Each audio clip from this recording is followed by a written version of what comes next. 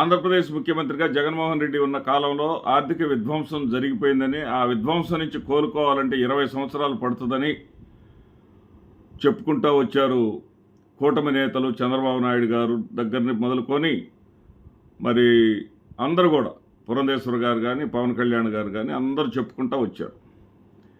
సరే, అధికారంలోకి వచ్చిన తర్వాత రావడానికి వాళ్ళు చెప్పినటువంటి మార్గం ఏంటంటే, జగన్మోహన్ రెడ్డి అక్కర్లేదు, ముఖ్యమంత్రి అక్కర్లేదు, బటన్ నొక్కటానికి, ప్రజల సొమ్మును ప్రజలకు ఇవ్వటానికి, మూలనున్న ముసల్దైన నొక్కిద్ది, నేను సంపద సృష్టించిన సంపదతోటి పథకాలు ఇస్తా అని చెప్పినటువంటి చంద్రబాబు నాయుడు గారు ఆన్గోయింగ్ పథకాలన్నిటికీ మంగళం పాడారు.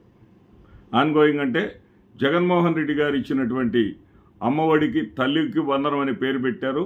అమ్మఒడి కానీ, తల్లికి వందనం కానీ ₹1 నేటి వరకు ఇవ్వలేదు. అదేవిధంగా ప్రతి మహిళకు నెలకు 1500 చొప్పున 19వ సంవత్సరంలోకి ప్రవేశించినటువంటి ప్రతి మహిళకు కూడా కులం చూడకుండా, వర్గం చూడకుండా అందరికి, ప్రతి మహిళకు కూడా 1500 చొప్పున ఇస్తానని చెప్పారు. అది ఎక్కడ కూడా దిక్కు లేదు, దివాణం లేదు ఈరోజు వరకు. అయితే ఇక్కడ ఇదంతా ఎందుకు చెప్పాల్సి వస్తుందంటే, ఇప్పుడే జస్ట్ ఒక అరగంట క్రితమే కేంద్ర ప్రభుత్వం జిఎస్టీ వివరాలను విడుదల చేసింది. ఆ విడుదల చేసినటువంటి వివరాల్లో ఆంధ్రప్రదేశ్ రాష్ట్రం 34వ స్థానంలో ఉంది. అంటే కేంద్రపాలిత ప్రాంతాలు, రాష్ట్రాలు అన్నిటినీ కలిపి 37గా చూపిస్తూ, ఆ 37లో 34వ స్థానంలో ఆంధ్రప్రదేశ్ ఉంది. ఇక్కడ మరీ విచిత్రం ఏంటంటే, ఆశ్చర్యకరమైనటువంటి విషయం ఏంటంటే, జగన్మోహన్ రెడ్డి గారు 14 లక్షల కోట్ల అప్పులు చేశారని చెప్పేసి వీళ్ళందరూ చెప్పుకుంటూ వచ్చారు. అదే బడ్జెట్లో లేదు అంత లేదు, 6.5 లక్షల కోట్లేనని, ఏది కార్పొరేట్ అప్పులతో సహా కూడా ఉంది, 6.5 కోట్లేనని చెప్పేసి అసెంబ్లీ సాక్షిగా ఒప్పుకున్నారు. కానీ ఇక్కడ ఒక ఆశ్చర్యకరమైనటువంటి పరిణామం ఏంటంటే, వాళ్ళు చెప్పే లెక్కలే, మనం చెప్పొద్దు లెక్కలు. జగన్మోహన్ రెడ్డి గారేమో 1,37,000 కోట్లు అని చెప్పారు, చంద్రబాబు నాయుడు గారేమో 1,32,000 కోట్లు అని చెప్పారు.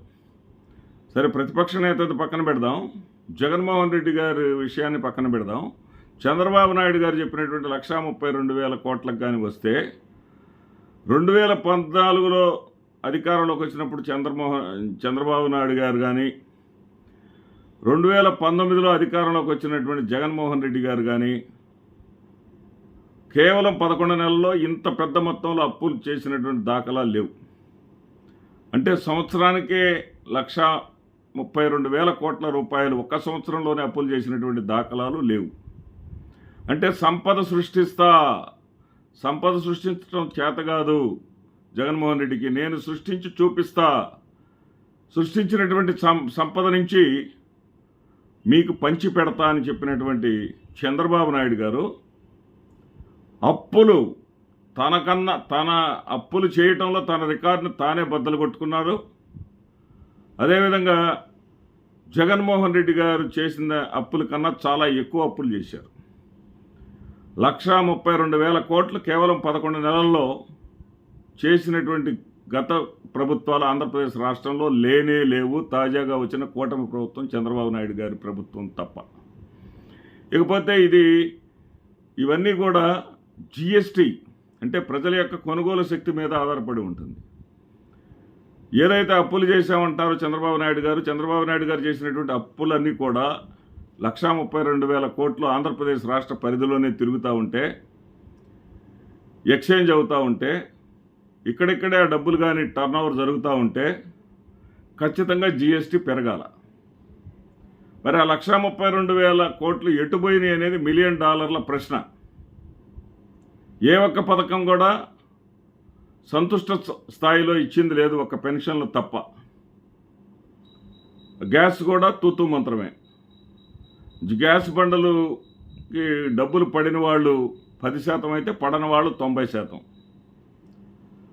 కూటమి ప్రభుత్వాన్ని అభినందించేవాళ్ళు 10% అయితే, తిట్టేవాళ్ళు 90%. సరే, ఇక్కడ ఇదంతా ఎందుకు చెప్తున్నానంటే, తాజాగా కేంద్ర ప్రభుత్వం విడుదల చేసినటువంటి జిఎస్టీ జిఎస్టీ వసూళ్లలో ఆంధ్రప్రదేశ్ రాష్ట్రం రికార్డు సృష్టిస్తూ మరొకసారి -2కి వెళ్ళింది. అంటే ఇక్కడ రాష్ట్రాల వారీగా వాళ్ళు లిస్ట్ ఇచ్చారు. ముందుగా మిజోరం 26% మైనస్తో ఉంటే, మిజోరం తర్వాత ఉత్తరాఖండ్ 13% మైనస్తో ఉంది. దాని తర్వాత దాద్రానగర్ హవేలీ, దయ్యూ డామన్ అంటారు, అది -6% ఉంటే జిఎస్టీ వసూళ్లు -6%. అయితే ఆంధ్రప్రదేశ్ రాష్ట్రం -2%. అంటే మైనస్లో ఉన్నటువంటి రాష్ట్రాల్లో మనం ప్రథమ స్థానంలో ఉండాలని సంతోషపడే స్థాయికి తీసుకొచ్చాడు చంద్రబాబు నాయుడు గారు. నేను గొప్ప ఆర్థికవేత్తను, నేను గొప్ప సంస్కర్తను, నేను సంపద సృష్టిస్తాను, జగన్మోహన్ రెడ్డికి అడ్మినిస్ట్రేషన్ చేత కాదు, జగన్మోహన్ రెడ్డి అంతా సర్వనాశనం చేశాడు, విధ్వంసం చేశాడు అని ప్రజలకు చెప్పుకుంటూ వచ్చినటువంటి ఈ చంద్రబాబు నాయుడు గారి ప్రభుత్వంలో మైనస్లోకి వెళ్ళటం జిఎస్టీ ఈ 9 నెలల కాలంలో, 9 నెలల కాలం, ఇది 11 నెలల కాలంలో ఇది రెండోసారి. ఇది కరెక్ట్గా చెప్పాలంటే జగన్మోహన్ రెడ్డి గారు వచ్చిన కొత్తల్లో 2024 మే మాసం కానీ జిఎస్టీ తీసుకుంటే 3,800 కోట్లు వసూళ్ళు అయితే ఇప్పుడు అది 3,100కు పడిపోయిందండి. 3,100కి అంటే ఎంత దారుణంగా పడిపోయిందో ఒకసారి గమనించండి. తర్వాత పోనీ దేశవ్యాప్తంగా ఏమన్నా, దేశవ్యాప్తంగా కూడా మైనస్ ఉందా? మిజోరం -26 అంటున్నారు, మరి ఉత్తరాఖండ్ -13 అంటున్నారు, హవేలీ, డయ్యూ డామన్ -6 అంటున్నారు. దేశం మొత్తం మైనస్ ఉందంటే అట్లేం లేదు. 2024లో 1,31,000 ఈ 37 ప్రాంతాలను చూసుకుంటే, కేంద్రపాలిత ప్రాంతాలు కానీ రాష్ట్రాలు కానీ తీసుకుంటే 1,31,000 జిఎస్టీ వసూళ్ళు అయితే, ఈ 2024 మే నెలలో 1,49,000 పైచిలకు వసూళ్ళైన, అంటే దాదాపు 14 లక్షలు, దాదాపు 14,000 కోట్ల జిఎస్టీ వసూళ్ళు అదనంగా అయింది. ఆంధ్రప్రదేశ్ రాష్ట్రంలో మాత్రం మైనస్ చూపిస్తూ ఉంది. కానీ ఆ పచ్చపత్రికలు చెప్తాయి, పచ్చపత్రికలు రాస్తాయి, మహానాడులో తేటతెల్లమైపోయింది, మహానాడులో కూడా ప్రభుత్వ వ్యతిరేకత లేదని తేలింది, చంద్రబాబు నాయుడు గారి సమర్థతను ప్రజలు గుర్తించారు అంటారు అని డబ్బా ఛానళ్ళు ఈరోజైతే పేపర్లో కూడా, ఆంధ్రజ్యోతి పేపరు, ఈనాడు పేపర్లో కూడా బ్యానర్ ఐటమ్స్ పెట్టి రాశారు. ఏమైంది ఈ రోజున? ఎందుకు సంక్షేమ పథకాలు ఇవ్వలేకపోతున్నారు? ఎందుకు ఒక అభివృద్ధి కార్యక్రమం కూడా మీ చేతుల మీదుగా కొత్తగా చేయలేకపోయారు? ఎందుకు ఆదాయాన్ని, జిఎస్టీని మైనస్లోకి ఎందుకు వెళ్ళింది? ప్రజల కొనుగోలు శక్తి ఎందుకింత క్షీణించింది? ఆర్థికంగా జగన్మోహన్ రెడ్డి గారి గాడిలో పెట్టినటువంటి ప్రభుత్వాన్ని చంద్రబాబు నాయుడు గారు అనుభవజ్ఞుడని చెప్పి అధికారంలోకి వచ్చి ఇంత దారుణంగా పడగొట్టేటటువంటి పరిస్థితి ఏంటి?